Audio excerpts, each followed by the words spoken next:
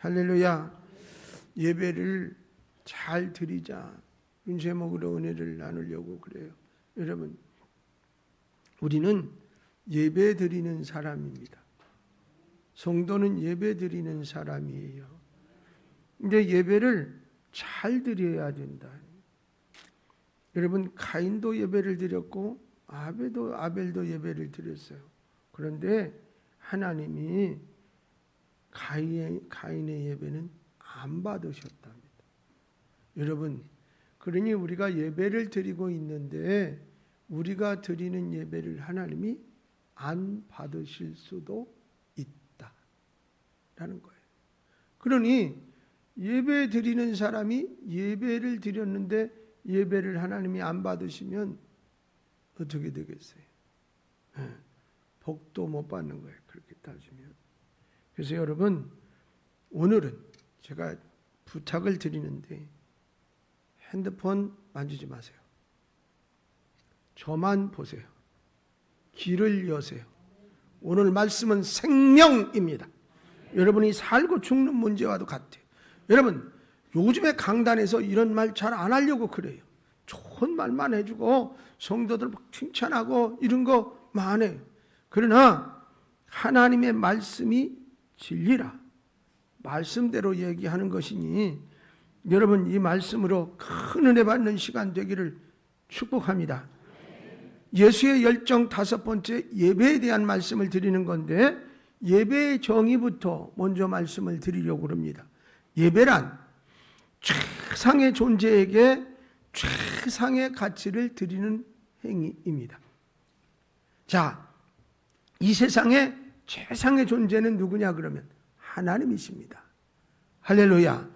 그리고 최상의 가치는 예배자가 준비하는 가장 중요한 것을 말합니다. 그래서 예배란 하나님에게 가장 중요한 것을 드리는 최고의 행위라고 말할 수 있습니다. 자, 이렇게 예배의 정의를 이제 알았다면 여러분 어떻게 우리의 예배가 잘못된 예배인지 잘된 예배인지 우리 스스로가 어느 정도 판단할 수 있습니다. 여러분, 최상의 존재에게 최상의 가치를 드리지 않고 무엇인가 얻고 받기 위하여 드리는 예배는 예배의 원칙을 벗어난 탈선된 예배입니다. 자, 예배를 통해 하나님이 가장 세상에서 가치 있다고 고백하는 이유가 거기에 있습니다. 자, 그러므로 우리는 하나님께 합당한 영광을 드리는 예배자가 되어야 할 줄로 믿습니다. 아니, 어차피 예배를 드리는데 하나님 마음에 맞는 예배를 드려야지. 누구에게 선물을 드리는데 내가 기분 좋은 걸 드리는 게 아니라 받는 사람이 기분 좋아할 선물을 준비해야 원칙이다, 이런 얘기예요. 그런데 성도들은 예배에서 하나님의 가치보다 자신의 가치를 높이 자꾸 두려고 그래요. 자신이 바라는 것이 가치 있는 것이라고 생각을 합니다. 그래서 자신에게 유익이 되지 않거나 득이 되지 않는 예배는 무가치한 것으로 판단하는 실수를 저지르곤 한다, 그 말입니다. 이제부터라도 예배에 대한 인식이 바뀌어서 이제는 예배의 성공자가 다 되시기를 주의 이름으로 축원합니다. 예배는 하나님의 가치에 대한 찬양, 감사와 존경을 고백하고 표현하는 것입니다. 그래서 우리 교회에 직분을 가진 분들과 성도들은 더욱 예배 의식이나 또 자세가 바르게 되어 있어야 우리 교회의 예배가 가치가 높아지게 되어서 하나님이 예배를 통해 베풀어 주시는 은혜를 누리게 됨을 믿으시기 바랍니다. 할렐루야. 그 예배는 주고 받는 것과 같아요. 우리가 최상의 가치를 하나님 앞에 드릴 때 하나님이 우리에게 한없는 은혜를 베푸신다. 그러면 왜 예배가 가치 있는 것입니까? 예배는 하나님이 명령하신 엄숙한 말씀이기 때문입니다. 그러므로 구약이나 신약이나 먼저 하나님을 섬기는 법에서 첫째 자리에 두어야 할 것이 뭐냐? 예배입니다. 성도의 가치 중에 가장 중요한 것이 뭐냐? 예배입니다. 예배. 여러분, 성도를 하면서 예배의 자리를 지키지 못하면 부족한 것입니다. 온전한 성도가 아닌 것입니다. 하나님을 잘 섬기도록 한 명령이 예배 명령입니다. 여러분, 성경이 말씀하는 섬김의 제1 의도가 하나님을 예배하는 것으로 그것이 섬김의 뜻이라고 할 수 있습니다. 그러므로 섬김은 예배다 말할 수 있습니다. 출애굽기 20장 3절로 8절 말씀을 읽겠습니다. 읽으랄 때는 다 읽으세요. 자, 같이 읽어요. 너는 나 외에는 다른 신을 내게 두지 말라. 너를 위하여 새긴 우상을 만들지 말라. 또 위로 하늘에 있는 것이나 아래로 땅에 있는 것이나 땅 아래 물속에 있는 것의 어떤 형상도 만들지 말며 그것들에게 절하지 말며 그것들을 섬기지 말라. 나 네 하나님 여호와는 질투하는 하나님인즉 나를 미워하는 자의 죄를 갚되 아버지로부터 아들에게로 3, 4대까지 이르게 하거니와 나를 사랑하고 내 계명을 지키는 자에게는 1000대까지 은혜를 베푸시느니라. 너는 내 하나님 여호와의 이름을 망령되게 부르지 말라. 여호와는 그의 이름을 망령되게 부르는 자를 죄 없다 하지 아니하리라. 안식일을 기억하여 거룩하게 지키라. 할렐루야. 10계명의 섬김에 관한 내용이 제1계명에서 제4계명까지입니다. 섬긴다는 것은 예배하는 것을 말한다 이미 말씀을 드렸습니다. 예배를 하는 것은 하나님 외에 다른 것을 하지 말아야 한다라는 의미가 포함되어 있습니다. 이사야 42장 8절 말씀을 보면 나는 여호와이니 이는 내 이름이라. 나는 내 영광을 다른 자에게 내 찬송을 우상에게 주지 아니하리라 그러셨어요. 만일 다른 것을 예배하면 하나님을 미워하는 자로 벌을 받게 되고 또 지키는 자는 1000대까지 은혜를 베풀어 주시는 그것이 뭐냐? 하나님의 언약이에요. 하나님이 우리에게 하신 약속이라 그 말입니다. 그러므로 그렇게 예배하는 자는 이 복을 받아 누리게 됩니다. 자, 왜 다른 이름이나 형상을 그러면 만들지 말아야 합니까? 하나님만이 유일하게 세상에서 가장 가치 있는 분이기 때문입니다. 이미 말씀을 드렸어요. 예배는 최상의 가치 있는 분에게 최상의 것을 드리는 것이다라고 말씀드려요. 경배와 찬양을 받으실 가장 가치 있는 분은 오직 하나님뿐이십니다. 그렇기 때문에 5절에서 하나님이 여호와는 질투하는 하나님이라고 하신 이유가 둘이 존재할 수 없다. 나 외에 다른 것은 안 된다. 그런 말씀이라. 그러므로 예배는 하나님만을 가치 있는 분으로 섬김을 명령하신 것이므로 지켜야 하는 것입니다.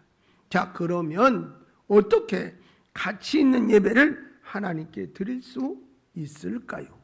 첫째, 아버지께 예배를 바르게 드리라. 자, 다 나와 있어요. 예배의 대상은 누구야? 아버지. 예배를 어떻게 드리라고? 바르게. 그러면 어떻게 바르게 드리는 것일까?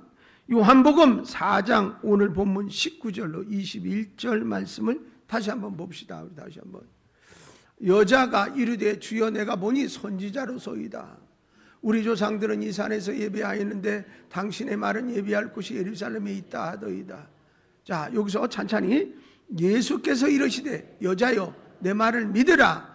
이 산에서도 말고 예루살렘에서도 말고 너희가 아버지께 예배할 때가 이르리라 그랬어요. 자, 보세요. 그 비춰줘 보세요. 그대로 예수님이 말씀하시는 거예요. 그 예배가 어떻게 드려져야 하는가를 지금 얘기하는 거거든요. 산에서도 말고 예루살렘에서도 말고. 이 말은 장소의 개념이 아니라는 거예요. 중요한 건 누구에게? 아버지께 예배할 때가 이르리라 그랬어요. 자, 보세요. 예수님과 이방 여자의 대화에서 예수님이 계속해서 말씀이 예배를 묻는 여인에게 아버지를 자꾸 말씀을 강조하세요. 참으로 이상한 일입니다. 왜 하필이면 아버지께 예배할 때가 이른다고 그럴까? 전능하신 하나님이라든지 살아계신 위대한 하나님을 예배하는 것이다, 이렇게 하면 무게감도 있고 좀 멋져 보이지 않아요? 엄숙하지. 그런데 아버지를 예배하면 너무 인간적인 것 같고 또 좀 가볍게 느껴지지 않습니까? 위대하신 하나님, 천지 만물을 창조하신 아버지 하나님, 그분에게 예배하는 게 맞지. 아버지 그러면 우리 아버지는 별 볼 일 없는데. 아버지. 그러나 22절을 보면 예수님이 말씀하신 의도를 알게 돼요. 22절 보세요. 너희는 알지 못하는 것을 예배하고 우리는 아는 것을 예배하노니 이는 구원이 유대인에게서 남이라.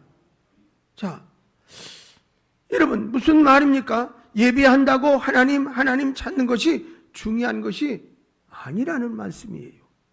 예수님이 말씀하신 것처럼 예배하는 자는 아버지를 알아야 한다는 것인데, 그것은 적어도 예배의 기본은 뭐냐면 아버지를 부를 수 있는, 잘 들으세요, 자녀의 관계가 되어야 예배할 때가 온다, 그런 말이에요. 다시 말하면 구원의 확신을 가져서 하나님을 나의 아버지 그렇게 부르면 하나님이 그래 사랑하는 나의 자녀야, 이 관계가 성립될 때 예배가 될 수 있다는 거예요. 그 말은 아무나 하나님을 부르고 예배한다고 하나님이 받으시느냐? No, 아니라 내 자녀의 예배만 받으신다는 얘기예요. 그래서 예배의 대상은 뭐냐? 바로 내 아버지 하나님이라. 아멘. 아멘. 정말로 중요한 얘기예요. 여러분은 지금 멀리 있는 하나님을 찾고 부르는 예배를 드리고 있습니까?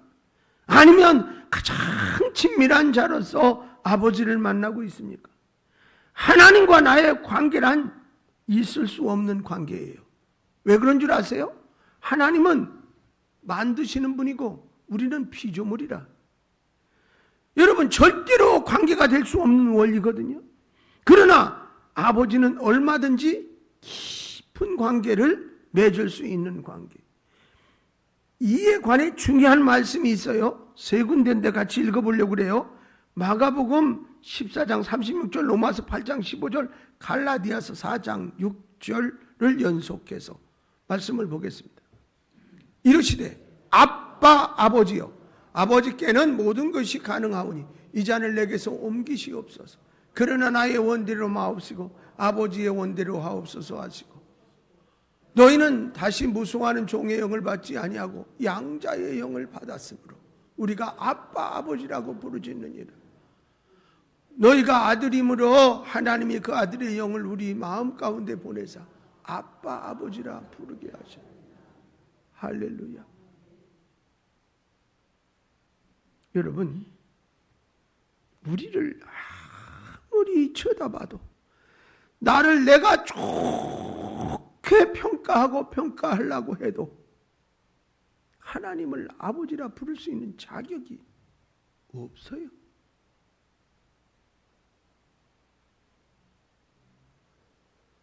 점수를, 근거를 찾아서 주려고 해도 안 돼요. 그런데 우리가 예수 그리스도를 믿음으로 말미암아 하나님의 자녀가 되고 하나님이 우리를 자식이라, 나는 아버지 하나님을 아빠라고 부를 수 있는 자격을 주셨네. 이 사실이 아빠 아버지라고 부르게 하셨다는 것이 뭐냐? 우리의 신분이에요. 가끔은 관공서에 가서 뭐 어디다가 서류 내라 그러면 뭘 떼오라 그래. 그러면 가족관계 증명서나 뭐 이런 거 떼오라. 그 사람의 아들이 나다. 거기 글이 기록되어져 있다. 그런 것처럼 우리가 하나님의 호적에 등록되어 있는 자식이라, 하나님이 나를 자녀로 인정하시고 나는 아빠 그렇게 부를 수 있는 자격을 얻었다.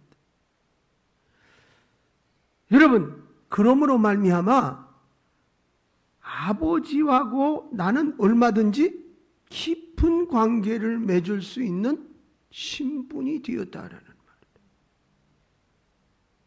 여러분, 일단은 전혀 모르는 사람이어서, 근데 그 사람과 어떻게 돼가지고 양자로 들어가도 그때부터는 신분이 달라지는 거예요. 옛날에는 그냥 지나가는 아저씨였는데 지금은 나의 아버지다. 여러분, 그냥 지나가는 아저씨와 아버지하고는 전혀 달라요. 우리가 부모 돼봤잖아요. 자식을 어떻게, 상황이 달라졌어. 여러분, 그래서 이것은 하나님과 인간이 멀리 있는 존재가 아니라 아버지와 자녀와의 관계를 확인하고 아버지의 뜻을 알게 되는 만남이 뭐냐? 예배라. 할렐루야. 예배는 아버지와 자녀가 만나는 가치 있는 것이라. 그래서 예배는 관계적 개념에 있기 때문에 유대인의 구원이라고 예수님이 말씀하셨던 거예요. 왜? 유대인은 하나님과 어떤 관계야? 언약의 관계, 약속의 관계, 상관의 관계, 선택된 백성인 것처럼 구원받은 사람은 자녀라는 언약 안에 있는 관계의 사람이라는 것을 그 여인에게 가르쳐 주셨어요. 근데 그건 누구에게 가르치는 거예요? 우리에게 말씀하시는 것이라. 여러분은 예배를 드릴 때 아버지 하나님과의 관계 때문에 여기에 모인 것인 줄로 믿습니다. 할렐루야. 그러니까 다른 거 아니에요. 예배 드릴 수 있는 자격을 받았다는 것 하나만으로도 엄청난 축복이라. 하나님은 아버지라고 부를 수 있는 사람의 예배만 받으시는 거예요. 아무나 예배한다고 받으시는 게 아니라. 무서운 신으로서 하나님이 여기에 오시지 않으면 벌 받을 것 같아서 예배를 드립니까? 그것은 예배가 관계이냐 종교행위냐라는, 또는 죽은 형식의 예배에 살아있는 관계로서의 산 예배의 차이를 보여주는 것이에요. 여러분, 제물을 오늘 종교행위를 하기 위해 제단을 만들고 향불도 피우고 제물도 바치고 주문을 외우고 신을 부르고, 이거 샤머니즘입니다. 신에게 희생을 바쳐 복을 빌고 재앙을 물리치고 인간 소원을 성취하도록 비는 무속행위, 이 신앙이 우리가 드리는 예배가 아니라 이 말이에요. 우리의 예배는 살아계신 아버지와 자녀가 서로 교통하고 감사와 찬양과 기쁨으로 관계하는, 반응하는 것이라. 아멘. 지금 우리는 뭐예요? 하나님을 만나서 그분을 영접하는데 그분이 존경할 만하고 최상의 분이므로 나도 그분에게 그런 마음의 자세로 와서 만나는 거라. 여러분, 가치 있는 예배를 드리는 첫 번째 의미는 아버지 하나님과의 관계 예배를 드리는 것임을 분명히 기억할 수 있기를 바랍니다. 두 번째는 영적으로 바르게 드리라는 거예요. 오늘 24절 말씀을 같이 봐요. 읽어봅시다. 하나님은 영이시니 예배하는 자가 영과 진리로 예배할지니라. 자, 하나님은 이제 대상이야, 우리 예배에. 근데 그분이 어떤 분이야? 아버지, 아빠예요. 근데 예배를 어떤 방법으로 드려야 할까? 라는데 하나님이 어떤 분이냐? 영이시라는 거예요. 그러므로 내가 무엇으로? 영으로 예배를 드려야 된다는 거라. 여러분, 가치 있는 예배를 드리는 것은 영적으로 예배하는 것. 영이라는 것은 하나님의 성령을 말합니다. 그래서 예배를 하나님의 성령으로 드려야 한다, 그런 말이 되겠습니다. 여러분 고린도전서 2장 10절로 14절 말씀을 다 같이 한번 읽겠습니다. 오직 하나님이 성령으로 이것을 우리에게 보이셨어요. 성령은 모든 것, 곧 하나님의 깊은 것까지도 통달하시고 사람의 일을 사람의 속에 있는 영외에 누가 알리요? 이와 같이 하나님의 일도 하나님의 영외에는 아무도 알지 못하느니라. 우리가 세상의 영을 받지 아니하고 오직 하나님으로부터 온 영을 받았으니 이는 우리로 하여금 하나님께서 우리에게 은혜로 주신 것들을 알게 하려 하십니다. 우리가 이것을 말하거니와 사람의 지혜가 가르친 말로 아니하고 오직 성령께서 가르치신 것으로 하니 영적인 일은 영적인 것으로 분별하느니라. 육에 속한 사람은 하나님의 성령의 일을 받지 아니하나니 이는 그것들이 그에게는 어리석게 보이며 또 그는 그것들을 알 수 없다니 이러한 영은 영적으로 분별되기 때문이라. 할렐루야. 예배는 아버지와 자녀의 관계로 시작되는 것이지만 관계적인 면만 있는 것이 아니라 예배는 영적인 것이라는 거예요. 여러분 그래서 아버지와 예배와 하나님을 예배하라는 것은 하는 것을 예수님께서 말씀하셨어요. 그러니까 예배는 하나님을 알 수 있게 하는데 하나님을 아는 길은 성령으로 가능한 것이다 라고 사도 바울이 가르쳐 줬어요.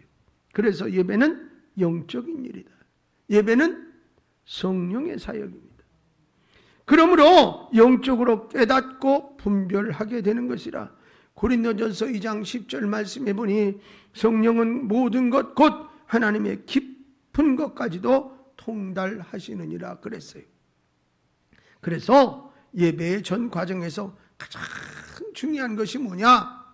성령의 인도, 성령의 역사, 성령의 부음, 성령의 충만입니다. 초대교회의 예배가 성령이 역사하는 예배였어요. 때문에 사람이 할 수 없고 볼 수 없는 일들이 예배 가운데 일어났다 이 말이에요. 여러분 성경 말씀 볼까요? 사도행전 2장 2절로 4절 말씀 한번 읽어봐요. 같이요. 호련히 하늘로부터 그 강한 바람 같은 소리가 있어 그들이 앉은 온 집에 가득하며 마치 불의 여처럼 갈라지는 것들이 그들에게 보여 각 사람 위에 하나씩 임하여 있더니 그들이 다 성령의 충만함을 받고 성령이 말하게 하심을 따라 다른 언어들로 말하기를 시작하니라. 할렐루야. 마가의 다락방에 성령이 임한 모습이라. 사람이 할 수 없는 일들이 예배 속에 일어났습니다. 그 성령의 부어주심, 성령의 말씀하심, 성령의 충만하심, 성령의 위로가 계속된 교회가 됐습니다. 그러므로 말미암아 초대교회를 가르쳐 살아있는 교회 이렇게 말하는 것입니다. 여러분 생명력이 있고 움직이고 역동적이고 폭발력은 가진 그런 교회였습니다. 그렇게 된 것이 뭐냐? 성령의 예배 때문이라. 영으로 예배했기 때문이라. 영적으로 통했기 때문이라. 우리 교회의 예배를 이렇게 만들어야 된다 그 말입니다. 성령의 생명 역사가 없는 죽은 예배나 사람들이 모였다가 흩어지는 집회가 돼서는 안 된다. 여러분 하나님이 성령의 역사를 일으키는 예배가 되어야 합니다. 그래서 우리의 예배를 통해서 세상에서 경험할 수 없는 일들이 일어나 죽은 자가 살아나고 병든 자가 치유받고 근심과 걱정에 포로된 자가 자유를 얻고 예수를 알지 못하고 전혀 말하지 못하던 사람이 변화가 되어서 이것저것에서 눈물과 감격과 은혜가 넘치며 어찌할 바 모르는 예배를 드려야 하는 것인 줄로 믿습니다. 할렐루야. 여러분 이 예배 속에서 이런 은혜의 역사가 여러분에게 임하기를 축원합니다. 사도 바울이 가르쳐준 예배가 있습니다. 세 군데 말씀을 읽겠습니다. 로마서 8장 26절 이하, 골로새서 에베소서 말씀. 이와 같이 성령도 우리의 연약함을 도우시나니 우리는 마땅히 기도할 바를 알지 못하나 오직 성령이 말할 수 없는 탄식으로 우리를 위하여 친히 간구하시느니라. 마음을 살피시는 이가 성령의 생각을 하시나니 이는 성령이 하나님의 뜻대로 성도를 위하여 간구하심이니라. 그리스도의 말씀이 너희 속에 풍성히 거하여 모든 지혜로 피차 가르치며 권면하고 시와 찬송과 신령한 노래를 부르며 감사하는 마음으로 하나님을 찬양하고 시와 찬송과 신령한 노래들로 서로 화답하며 너희 마음으로 주께 노래하며 찬송하며 예배의 가치는 신령함 즉 성령 역사라는 거예요. 여러분 기도를 하든 찬송을 하든 성령을 의지하고 성령께 열린 마음과 온 마음으로 화답하는 예배를 드려야 한다 그 말입니다. 우리 교회는 서로 마음을 같이하여 살아있는 예배를 드려야 합니다. 여러분 성령 충만으로 내주하심의 예배와 성령의 기름 부음이 위로부터 흘러내리고 성도들의 마음 중심에서 밖으로 넘쳐나는 예배를 드려 하나님을 경험하고 분별하고 하나님을 기쁘시게 하는 예배자가 될 수 있는 것이라.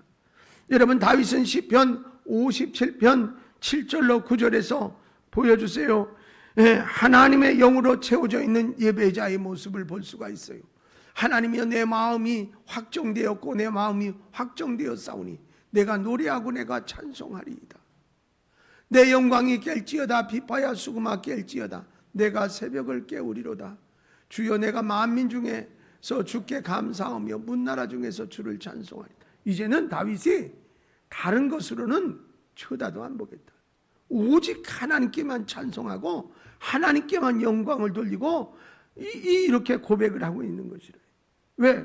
하나님이 어떤 하나님인 것을 분명히 알았기 때문에. 여러분 하나님의 영으로 채워져 있는 예배자의 모습, 예배의 가치는 영적 예배에 있습니다. 할렐루야. 마지막으로 진리로 바르게 드리라. 여기도 바르게. 다시 한번 24절 말씀을 읽어요.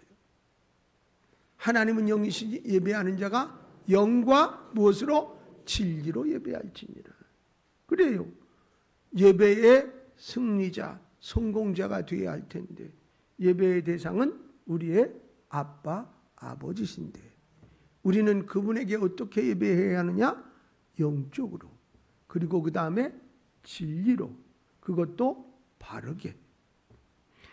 여러분 세 번째 해당되는 가치 있는 예배를 드리는 건 진리의 예배입니다. 하나님을 아는 방법이 둘입니다. 첫째는 성령의 깨닫게 하심으로 하나님을 알게 됩니다. 두 번째는 하나님의 말씀입니다. 아멘. 아멘. 여러분 하나님의 말씀이 진리예요. 그런데 왜 진리로 예배를 드리라고 예수님께서 말씀을 하셨습니까? 예배는 진리로 하라는 뜻이 무엇이냐? 진리란 영원히 변하지 않는다라는 의미잖아요. 그래서 하나님의 말씀을 이사야 40장 8절에 보니까요. 들으세요. 풀은 마르고 꽃은 시드나 우리 하나님의 말씀은 영원히 서리라 하라 그랬어요. 자, 베드로전서 1장 24절 25절 말씀을 이제는 읽어요. 같이. 그러므로 모든 육체는 풀과 같고 모든 영광은 풀의 꽃과 같으니 풀은 마르고 꽃은 떨어지되 오직 주의 말씀은 세세로 있도다 하였으니 너희에게 전한 복음이 곧 이 말씀이니라. 할렐루야. 이사야 40장 8절 말씀과 같아요. 여러분 하나님의 말씀만이 영원하다는 겁니다. 이 세상은 사람이나 만물이 제한적이에요. 창조자 하나님에 의해서 창조된 모습대로 존재할 뿐이고 여러분 그러나 하나님의 말씀은 언제나 동일하고 영원하고 불멸한 것입니다. 한마디로 변하지 않습니다. 상황이나 환경에 따라 말씀이 다르지 않습니다. 지역에 따라, 국가에 따라, 교회에 따라, 예배에 따라, 사람에 따라 하나님의 말씀이 달라지지 않는다 그 말입니다. 동일합니다. 그래서 예배의 중심이 하나님의 말씀인 것입니다. 자, 그러면 하나님의 말씀이 왜 진리입니까? 말씀은 곧 하나님이시며 주 예수 그리스도이기 때문입니다. 보실까요? 요한복음 1장 1절과 14절 말씀을 읽겠습니다. 태초에 말씀이 계시니라. 이 말씀이 하나님과 함께 계셨으니 이 말씀은 곧 하나님이시니라. 14절로 말씀이 육신이 되어 우리 가운데 거하시며 우리가 그의 영광을 보니 아버지의 독생자의 영광이 은혜와 진리가 충만하더라. 하나님의 말씀은 곧 하나님이시며 예수님이시다. 여러분 예배는 하나님 사람이 주인공이 아니라 하나님과 예수님이 주인공이요. 그것을 버리면 진리를 버리는 것이라. 여러분, 진리를 버리면 잘못된 예배가 되는 것이다. 예배의 기준은 사람이 아니라. 그러므로 예배를 진리로 드리려면 하나님이 받으시고 기뻐하시지만 사람이 기준이 되면 예배를 하나님은 거절하신답니다. 그리고 그 진리는 하나님의 질서입니다. 예배는 순서나 프로그램보다 하나님의 말씀대로 따르는 질서가 중요해요. 오늘의 예배는 너무 무질서해졌어요. 여러분, 자기 마음대로 예배를 평가하고 설교나 기도나 찬양이나 봉헌을 하나님이 말씀하신 대로 지키려는 자세가 점점 희미해지고 있습니다. 여러분, 예를 들어 영적 질서를 강조하는 설교나 교훈적인 말씀을 전하면 성도님들이 듣기 싫어합니다. 우리 교회는 그래도 하도 그런 얘기를 많이 해서 단련이 어느 정도 됐습니다. 이런 설교를 가지고 막 이벤트 하는 교회에 가서 설교하면 저 양반 뭔 강의를 하러 왔나 뭐나 이러고. 여러분 보세요. 디모데후서 3장 16절에 뭐라고 그랬어요? 모든 성경은 하나님의 감동으로 된 것으로 교훈과 책망과 바르게 함과 의로 교육하기에 유익하니라. 여러분, 그러나 재미있고 웃기고 사람들 이야기나 성공이나 축복이나 돈을 버는 것에 대해서 전하면 엄청 좋아합니다. 점점 인간 중심적 설교와 감각적인 설교가 되다가 진리를 이탈해 가서 결국은 잃어버리는 수가 있어요. 진리를 잃게 되면 교회의 교회다운 모습, 예수 믿는 사람들의 바른 모습이 타락하든지 아니면 병들어 기준이 무너진 무질서한 삶을 살게 되는 것입니다. 여러분, 사도 바울은 고린도 교회 성도들에게 이렇게 말했습니다. 고린도전서 3장 13절 말씀입니다. 같이 보겠습니다. 음식은 배를 위하여 있고 배는 음식을 위하여 있으나 하나님은 이것저것을 다 배하시니라. 몸을 음란을 위하여 있지 않고 오직 주를 위하여 있으며 주는 몸을 위하여 계시느니라. 이 말이 뭐예요? 사람의 배는 음식만을 위하여 있고 음식은 배를 위하여 있다는 것입니다. 이것은 뭘 말하느냐면 고린도 교회의 성도들이 교회에 나오고 예배를 드리는 것이 얼마나 잘못되었는지를 에둘러서 그렇게 비유로 말씀하시고 계신 거예요. 여러분, 교회에 나온 것이 예배를 드리는 것이 배를 채우기 위해 하는 것이 아니라 그 말이에요. 여러분, 예배가 포만감을 갖기 위하여 음식으로 배를 채우는 것이 아니라 몸 전체가 오직 주를 위하여 있어야 한다고 가르치고 이렇게 다시 말씀을 해요. 고린도전서 6장 이제 19절로 20절 말씀을 다시 한번 읽어보겠어요. 너희 몸은 너희가 하나님께로부터 받은 바 너희 가운데 계신 성령의 전인 줄 알지 못하느냐. 너희는 너희 자신의 것이 아니라 값으로 산 것이 되었으니 그런즉 너희 몸으로 하나님께 영광을 돌리라. 할렐루야. 진리의 예배는 질서의 예배. 진리에 초점을 맞추고 진리가 중심이고 진리가 질서입니다. 여러분, 예배는 우리의 욕심이나 이루고자 하는 것들이 주관심이 되지 않게 해야 한다 그 말이에요. 자기의 필요와 관심을 집요하게 간철시키기 위한 예배가 되지 않도록 주의해야 합니다. 그래서 예배는 너희 몸을 하나님이 기뻐하시는 거룩한 산 제물로 드리라. 이는 너희가 드릴 영적 예배니라 라고 로마서 12장 1절에 분명히 지적하고 있습니다. 우리의 예배가 과연 얼마나 진리를 위한 예배인가 스스로 한번 살펴보아야 합니다. 인간의 욕망이나 욕심을 위한 것이 아니라 하나님과 예수님으로 채우고 그의 뜻에 따라 변화된 모습으로 매 예배 시간마다 주의 도를 깨닫고 일심으로 주를 경외하는 자, 즉 시편 86편 11절 말씀에 여호와여 주의 도를 내게 가르치소서. 내가 주의 진리에 행하리오니 일심으로 주의 이름을 경외하게 하소서가 되어야 하는 것입니다. 우리의 예배의 방해자나 장애물은 바로 진리를 따르려 하지 아니하는 자신입니다.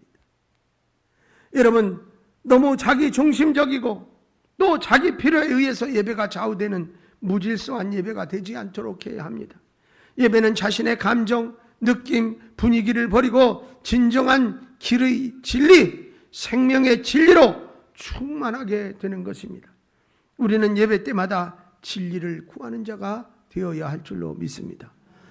예레미야서 5장 1절 말씀을 보면 너희는 예루살렘 거리로 빨리 다니며 그 넓은 거리에서 찾아보고 하라.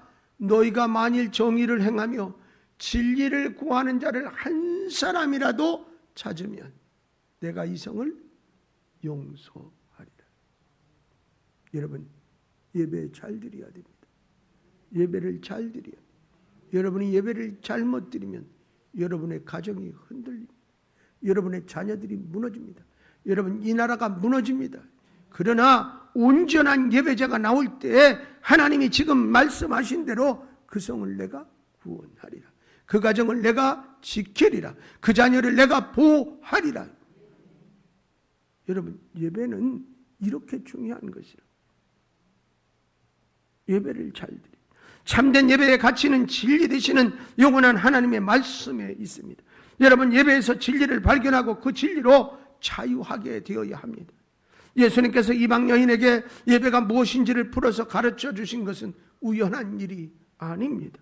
우리도 이 여인처럼 예배가 무엇인지 잘 모르는 이방 사람일 수도 있습니다. 자, 지금까지 들은 말씀을 정리하면 예배의 대상은 아빠, 아버지. 내가 구원의 확신을 가진 자만이 온전한 예배를 드릴 수 있는 거죠. 그 드리는 방법은 영과 진리로 드리는 것이다. 그런데 그 여인은 예배에 대해서 잘 몰랐어요. 그런데 가장 중요한 것이 있어요. 예수님과 그 여인이 대화를 하다가 예수님을 온전히 구원자인 메시아로 만났다는 사실입니다.